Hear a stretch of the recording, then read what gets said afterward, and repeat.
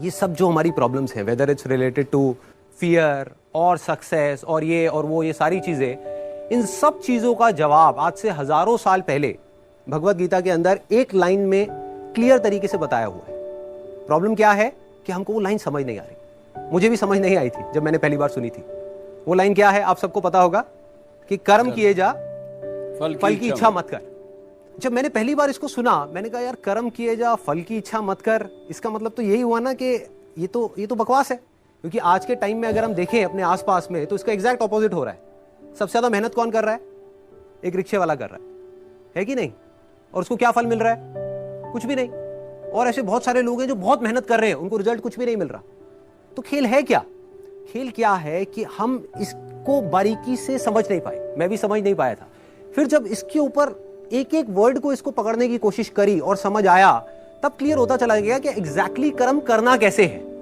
देखो, कर्म भी सही डायरेक्शन में करना है, तभी रिजल्ट आएगा ना।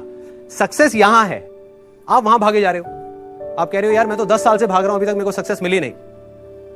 तो फंडा क्या है कि डायरेक्शन गलत है। कर्म गलत डायरेक्शन में हो रहे हैं। अगर कर्म सही डायरेक्शन में हो जाए तो प्रॉब्लम सॉल्व। अब देखिए क्या है ये, कितना आसान है कि हमारे सारे डर खत्म हो जाएंगे और पूरी तरह से खत्म हो जाएंगे। सक्सेस जो चाहिए, जितना चाहिए वो हमको मिल जाएगा। इसका मतलब कुछ लोग क्या निकालते हैं कि कर्म किए जा, फल की इच्छा मत कर, इसका मतलब कि फल नहीं मिलेगा, जबकि ये नहीं है।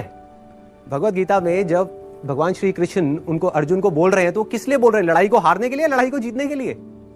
लड़ाई को जीतने के लिए। वो भी एक इतना बड़ा युद्ध, उसको जीतने के लिए बोला गया है, ना कि हारने के लिए। तो अब देखिए किस तरीके से काम करता है। सबसे पहले देखते हैं कर्म क्या है। कर्म 3 लेवल पे होते हैं। एक है जो हम अपनी बॉडी से करते हैं, जो हम समझते हैं कर्म का मतलब कि जिसको हम मेहनत बोलते हैं। वो कर्म इंपॉर्टेंट है ही नहीं, मैटर ही नहीं करता। मतलब अगर उसकी इंपॉर्टेंस वाइज अगर आप मुझसे पूछो, out of 100, out of a scale of 100, मैं कहूंगा 1% है उसकी इंपॉर्टेंस। क्या बॉडी से क्या कर रहे हो वो मैटर नहीं करता। फॉर एग्जाम्पल, 2 लोग हैं, 2 लोग एक ही काम कर रहे हैं, एक जैसा काम कर रहे हैं बॉडी से, दोनों ही एक आदमी को मार रहे हैं। एक मार रहा है अपने फायदे के लिए, दूसरा मार रहा है किसी और को बचाने के लिए।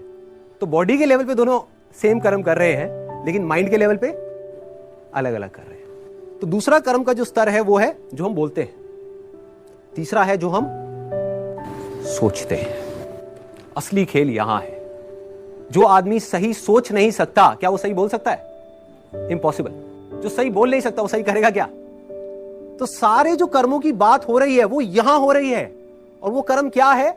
सोच के लेवल पे। और जिसकी सोच सही डायरेक्शन में हो गई, उसकी लाइफ सही डायरेक्शन में जानी, उसको तो फल मिलना ही मिलना है।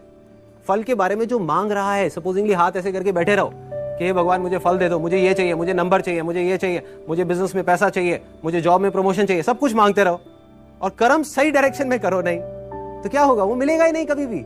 दूसरी तरफ से कुछ मत मांगो, लेकिन कर्म सही डायरेक्शन में करते चले जाओ, तो उतना मिलेगा जितना हम सब में से कोई सपने में भी नहीं सोच सकता।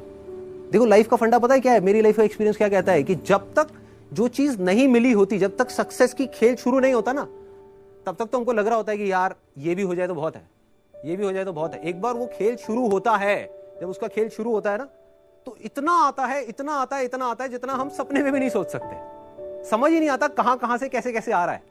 बस कर्म सही डायरेक्शन में होने चाहिए। अब वो सही डायरेक्शन में कैसे होंगे?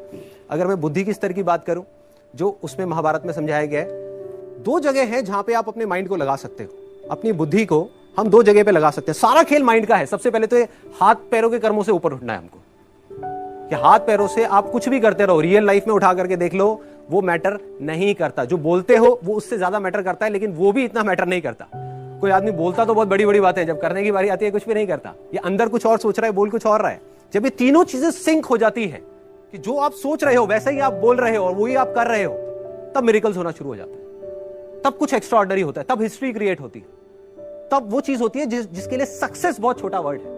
सक्सेस से कुछ बहुत बड़ा हो जाता है जो हमने सपने में भी नहीं सोचा होता।